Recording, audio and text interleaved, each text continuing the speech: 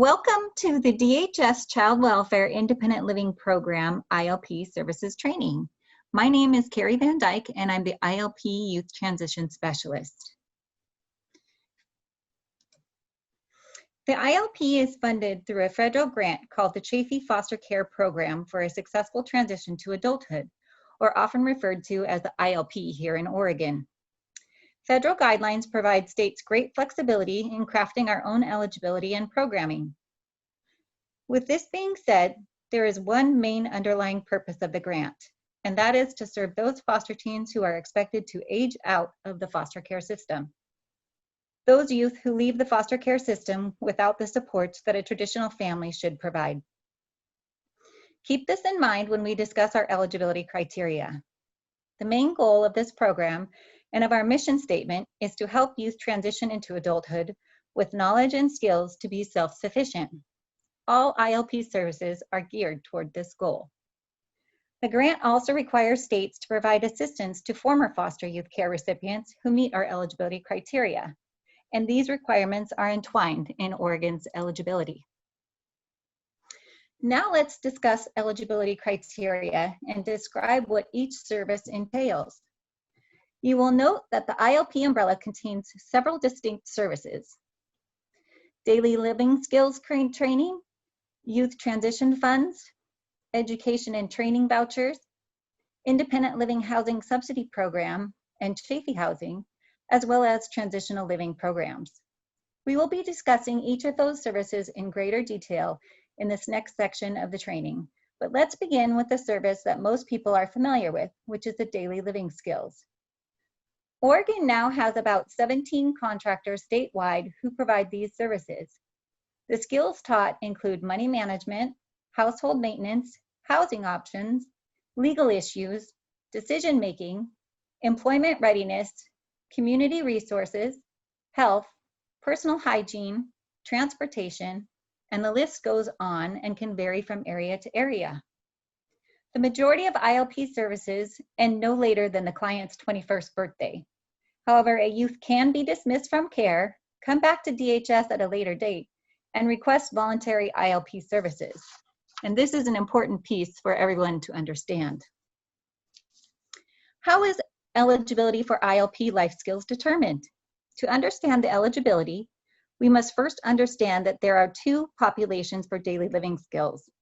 The first is if the youth is 16 years or older and in substitute care, and the second is if the youth is a former foster youth that was dismissed from their final substitute care placement at age 16 or older, and they had 180 days of foster care placement services after the age of 14.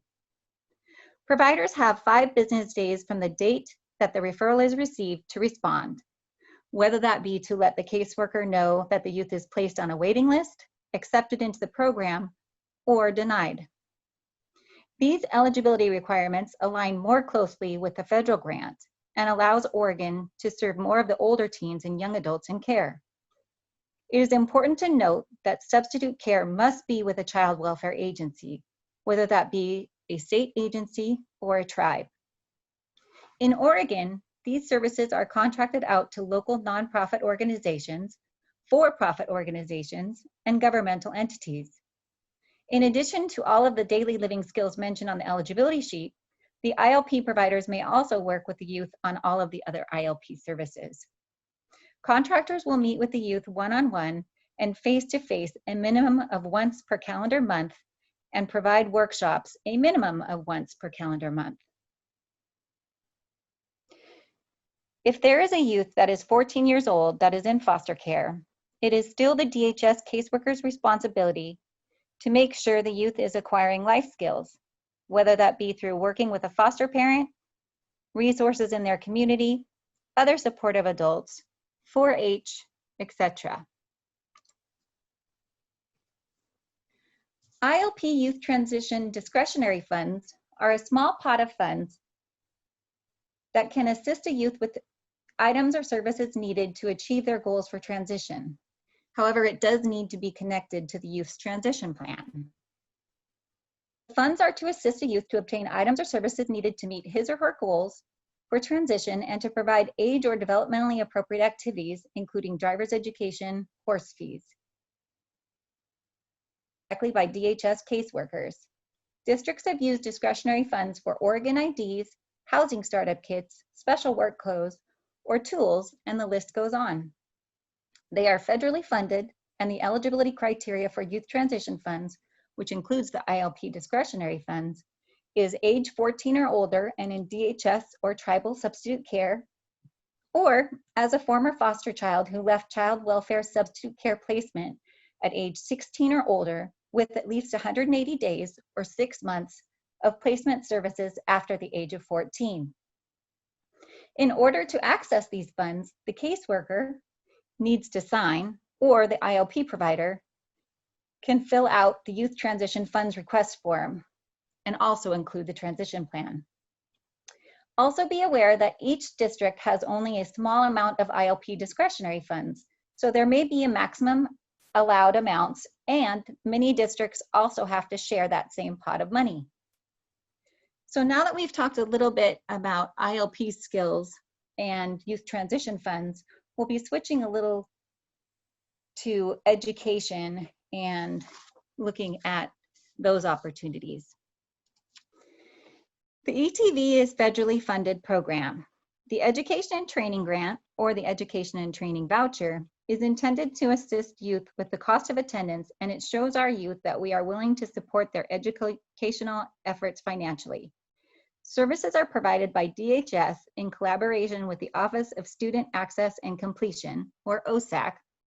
And with the Education and Training Grant, youth may receive up to $5,000 in federal funds for the academic year. However, some schools do start summer term. For the 2020-2021 year, here in Oregon, that amount has changed to $2,500 and can also vary each academic year based on availability of funds.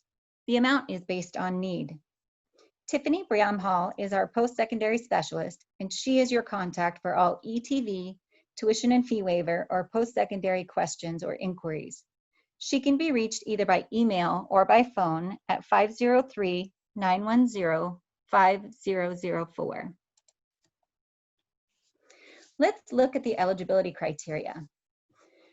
The eligibility requirements are at age 16 or older and in child welfare substitute care, DHS or tribal, or had been in child welfare foster care for at least 180 days or 6 months after the youth's 14th birthday, and they exited substitute care at age 16 or older.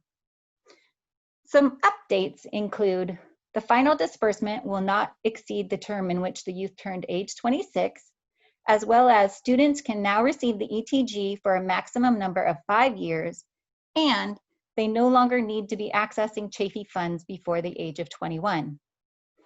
Youth must also be accepted and enrolled in a post-secondary education or training program in order to receive these funds. And the application is available on the OSAC website. They also need to be making satisfactory progress and be in good standing with the school to receive the ETV.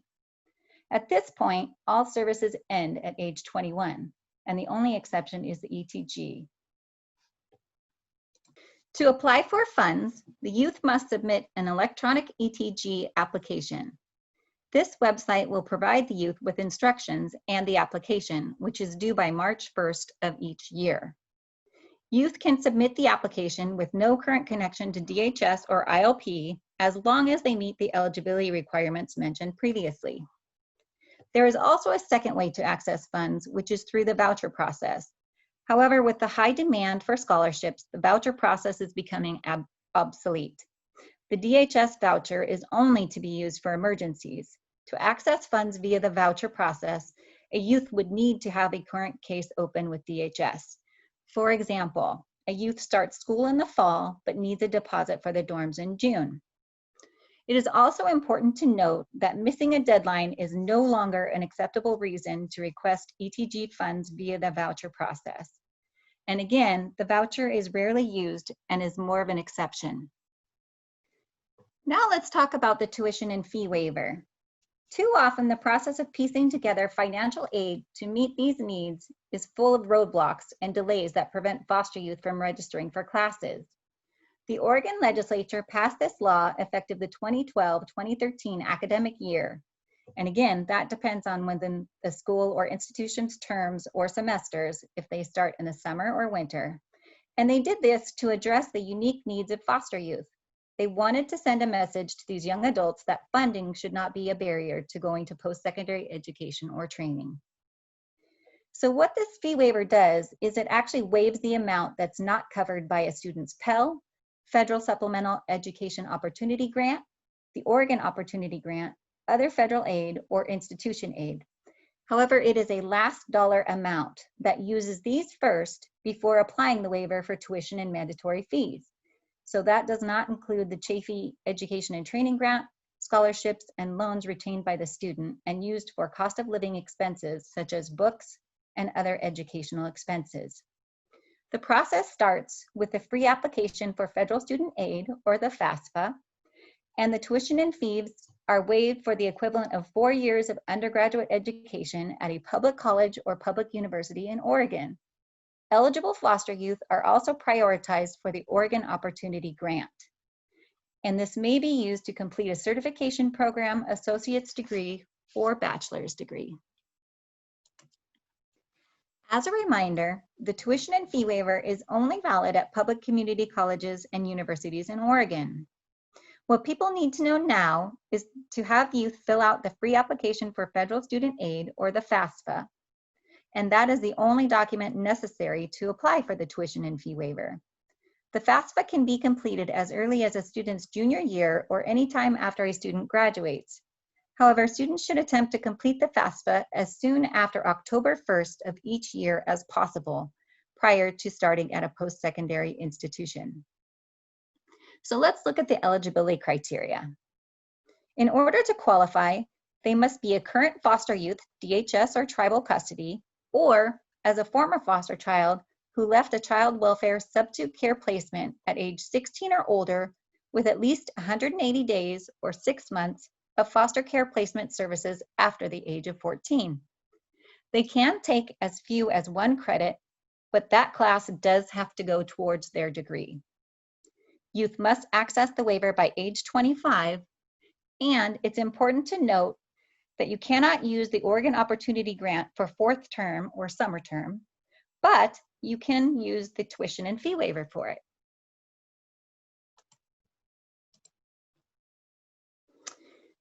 So far, we have had an opportunity to learn more about other ILP services, and so now let's take a look at some of the ILP housing options.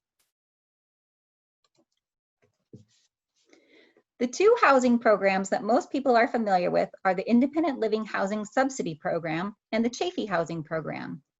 DHS does not have actual buildings that these youth move to when they enter the ILP housing programs, as it is financial support only, along with life skills training. The Substitute Housing Program can provide up to $795 per month and is a step-down program for 12 months, after which the amount will gradually decrease for the next 18 months, for a total of 30 months support to transition to living independently. These programs are to assist youth with their monthly living expenses, which is based on need. The youth must find their own residences. They could rent a room, find a roommate, and share an apartment or home, live in the dorm, or even rent from a former foster parent if that foster parent is willing to make that shift to be a landlord.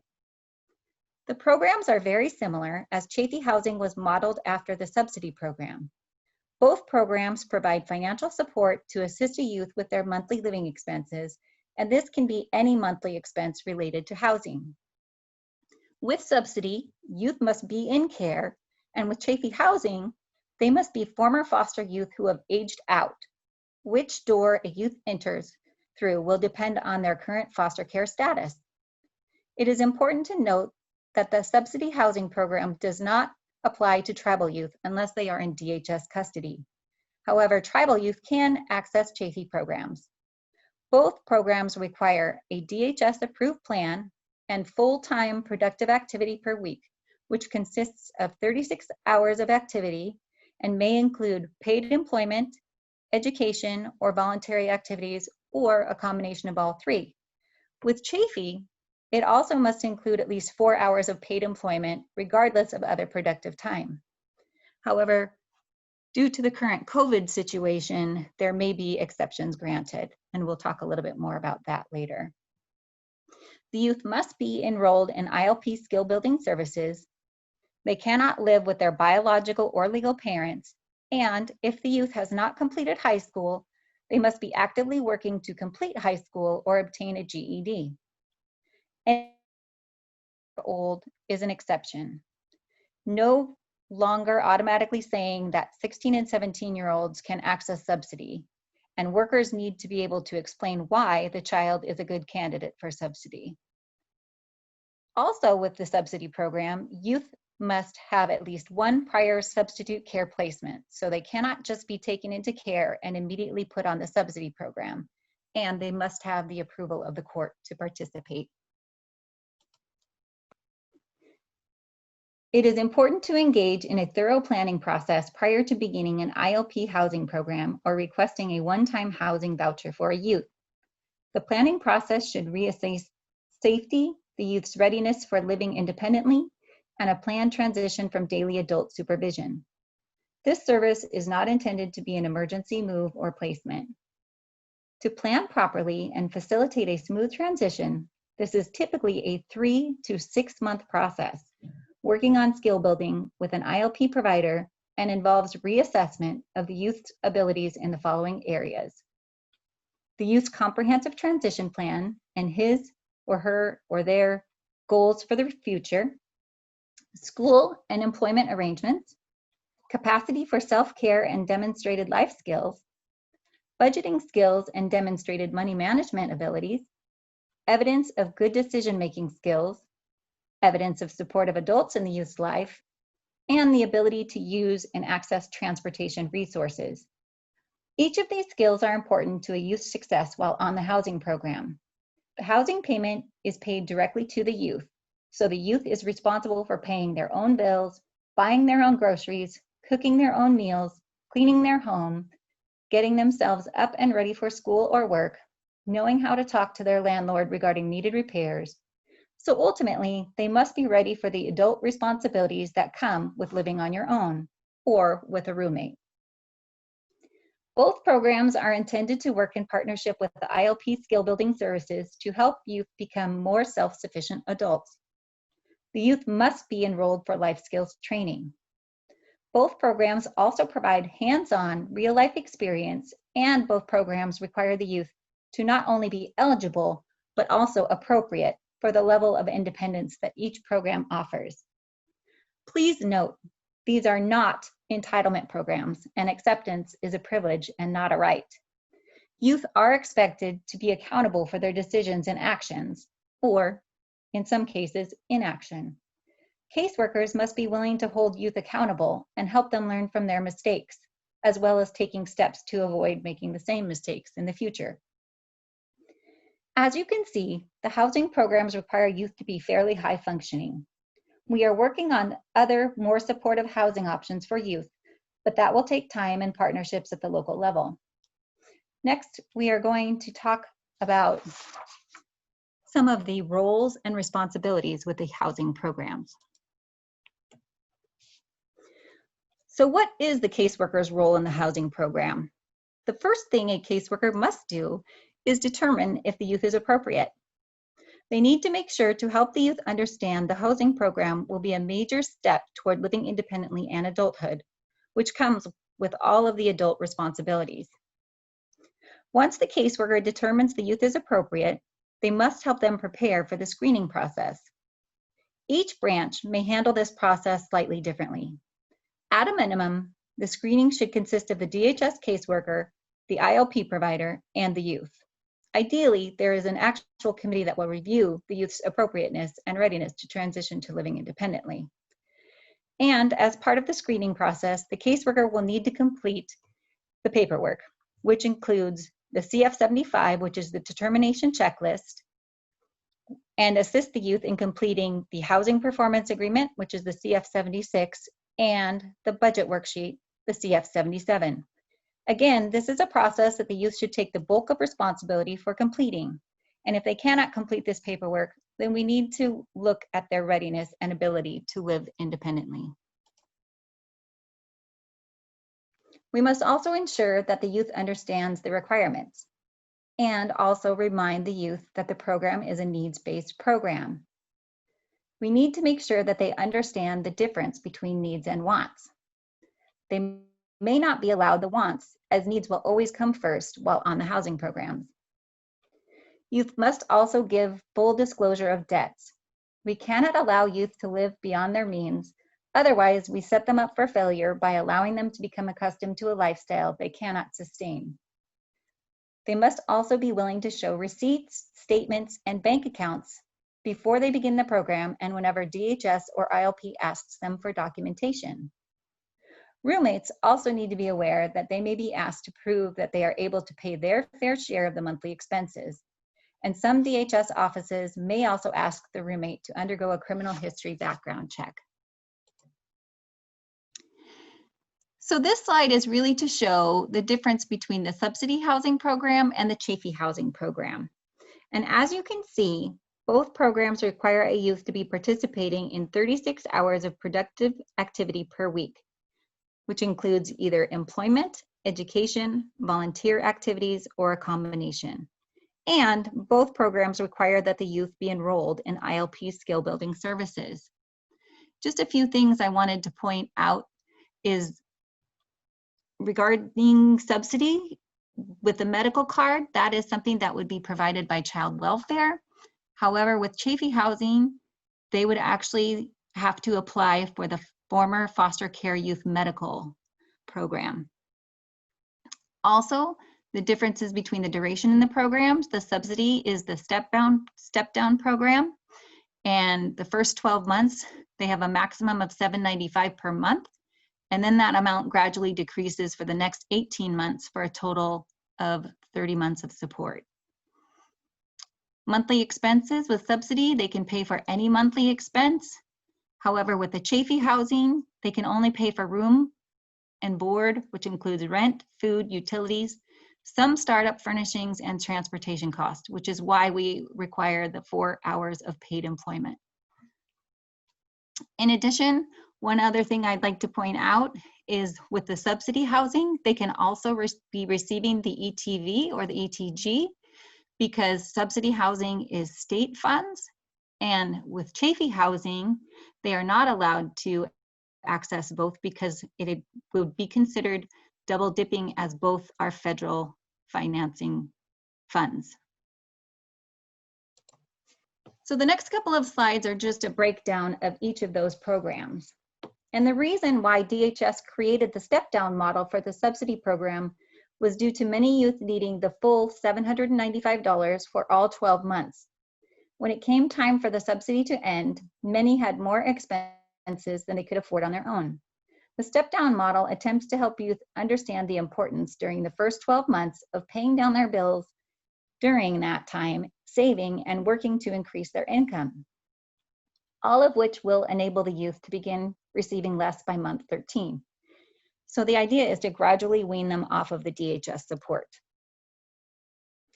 However, again, with the current COVID situation, if the youth has lost wages, we are temporarily allowing youth to go back up to the $795 max on the subsidy program. One thing that is important to point out is if a youth is married, they are no longer eligible for the subsidy program. With the Chafee Housing Program, there is a maximum monthly rate of $795. However, during COVID, that amount has been increased to $1,000. Again, this is a needs-based program, and there is no decrease in the rate. They still use the budget Excel worksheets, and unlike subsidy, youth may marry and still access Chafee Housing. However, the husband or spouse would be treated as any other roommate and must pay their fair share. There is also the one-time housing option. This is to be used when a youth needs assistance getting into their housing arrangement, but they have a way to sustain it after the initial payment. For example, a youth has a job and has income to support themselves, or has financial aid to cover financial monthly expenses, but not the startup fees. Youth must be eligible and appropriate for subsidy or Chafee housing funds in order to access this program. They also cannot be accessing the ongoing housing programs at the same time, and they must wait 30 days to apply for ongoing housing programs. Again, this is to be used when the case is to be terminated or the youth is shifting to voluntary ILP services. And it includes all of the housing paperwork, which includes the CF-75, CF-76, and the CF-77.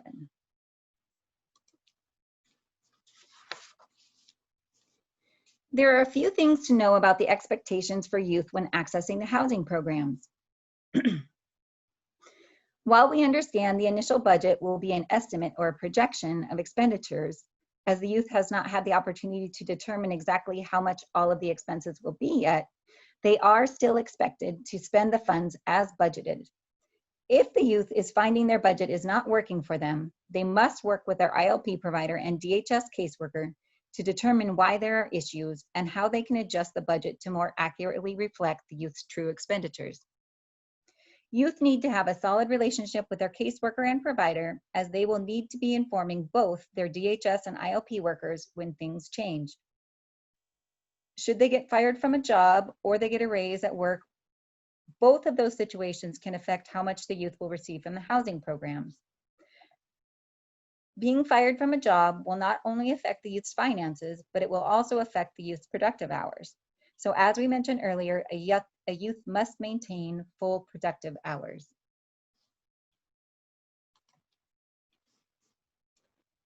Here's some information on the fair share standard rates that we currently use. Roommates must pay their fair share.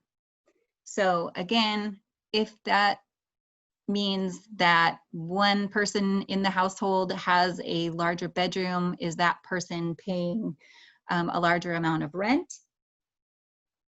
Are we looking at about $300 a month in groceries? The $50 in clothing and $50 in entertainment is included and do not require additional documentation. That is something that is included on the budget with subsidy. And also with savings, the savings must come from wages. You can only save 20% without an exception. And even with an exception, that amount cannot exceed $500 or 50% of wages, whichever is lower. So a youth might want to save for a car, maybe they're trying to save for college, or maybe they have a special trip. But again, anything extra needs to be expended on a needed item within that time period requested. So now that the youth has gone through the screening and the youth has actually started the program, again, checks are made out in the youth's name and mailed to the DHS caseworker to distribute. And this is a great way to ensure that caseworkers are getting in their 30-day face-to-face meetings, because young people want that check. The caseworker and the ILP provider assist with monitoring the youth's progress and appropriateness of expenditures. So the caseworkers and ILP providers should be asking the youth to bring in receipts so that they can verify that the youth is paying their bills as indicated on their budget. It is also important to ensure that they are maintaining their levels of activity. Is the youth still working full-time or going to school full-time? And it's important for caseworkers to check with the provider to see if the youth is maintaining contact as expected. Should there be changes to a youth's income or the breakdown to the 36 hours of productive activity, the budget forms and the housing forms will need to be updated and submitted to the ILP desk. As mentioned previously, there are various reasons that may require an exception to policy. And that could be that a youth had been laid off due to a business closure, or maybe they've had their hours cut back. Again, a youth may be needing to save more than the 20% allowed. They want to buy a car or save over the summer for college. Or in some cases, maybe a youth has moved to a neighboring county, but they have a great relationship with their current ILP staff and want to continue working with that staff person. So these are all reasons why there might be an exception requested. When the court relieves the department of the custody of the child or young adult reaching independence, DHS must provide the youth with what we call a transition toolkit. And these are the essential documents, written records, and official forms that youth transitioning out of care need to have regarding their medical history, for employment purposes, or to continue their post-secondary education. And these include information concerning the child or young adult's case, unless that information would endanger themselves or another child, their health and education records, their birth certificate, which should be the original, and then a copy put in the case file, as the majority of situations require a birth certificate or social security card as documentation. Official proof of citizenship or residency. So if applicable, the caseworker can contact the CAF Diversity and International Affairs Manager about the criteria for special juvenile immigrant status. Their social security card, or how do you get one, driver's license or other state form or photo ID, where applicable, the death certificate of parents, and written verification of placement in substitute care between the ages of 14 to 18. So this information will also assist a youth should he, she, or they decide to move out of state and attempt to access Chafee ILP or ETG services. And the ILP desk actually has a letter for this. It is also important for them to get a copy of their credit report, which is required at age 14 and is run every year if the child is in DHS legal custody. But at age 18, they can either do that themselves or fill out an authorization form to request assistance. We also need to provide the youth with a copy of the services availability letter. And when the department is unable to provide the documentation and information prior to the court order in which the department is relieved of legal custody, then the department must prepare written records and either deliver them to the child or young adult, or when the whereabouts are unknown, retain records in the case file if the request for those records is made by the child or young adult at a later date.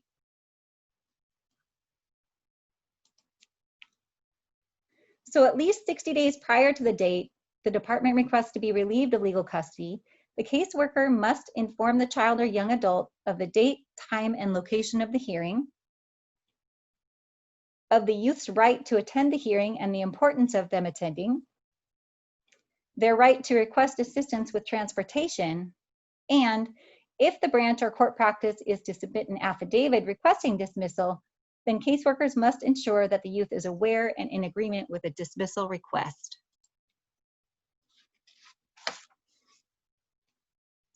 When DHS dismisses custody, it is important to explain to the youth and their families that ILP can continue once custody is dismissed, and for those caseworkers to assist those youth who want to remain in ILP to transition to voluntary services when at all possible. And in order to do this, they just need to call into the Child Abuse Hotline, or ORCA, and ask for voluntary FSS ILP case. It is important to notify the ILP provider when there is a possible closure, and the caseworker also must never forget the transition toolkit checklist. So as I mentioned earlier, there has been some temporary changes due to COVID-19, and some of those changes are included on this slide, with the Chafee housing rate going up from $795 to $1,000. We have also been able to extend Chafee Housing Services up to a young adult's 23rd birthday if they meet the criteria and if it's COVID related. So if a young adult has lost their job or have had their hours cut back tremendously because of COVID, we are able to provide this service. So it is for 21 and 22-year-olds that are requesting voluntary ILP services, and they're opened as an admin-only case. Again, this is done through the ORCA hotline. And when the youth calls in for FSS services, the youth will need to let the screener know that they are calling in to request the ILP case due to COVID-19 related circumstances. So we learned a few lessons during this COVID situation And one of the things that we did to try to assess the needs of some of our young people is we sent a SurveyMonkey assessment out.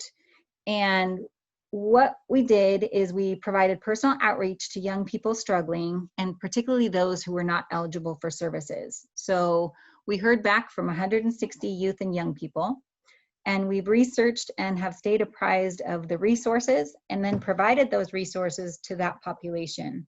So we had someone talk with them one-on-one on the phone and walk through the process on how to access services and resources. So we've basically been playing the role of an ILP provider and caseworker to those just out of reach. We also reached out to Foster Club and to the Oregon Foster Youth Connection to ask and ensure that efforts are being made to connect our youth and provide some support so that they do not feel so alone during social distancing. While the Chafee Housing Funds support an immediate need, the social connections are just as important to help our youth maintain hope for the future. So at age 21 to 23, we know that youth are utilizing the skills learned in ILP to survive, and they're doing pretty well reaching out to familiar resources.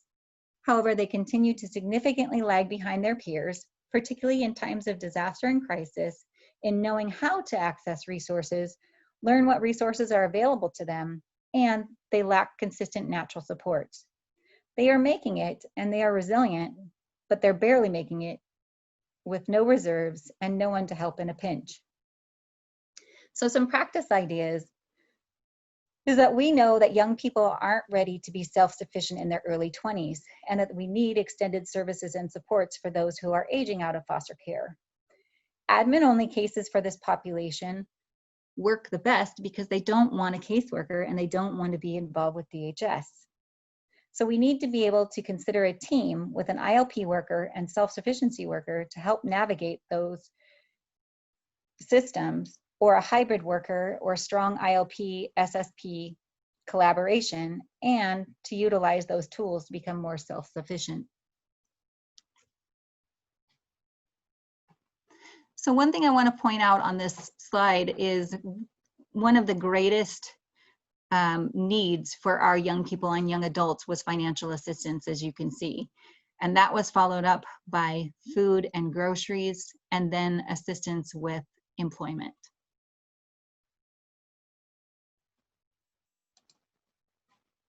For more ILP information and resources, please visit our website at the following address.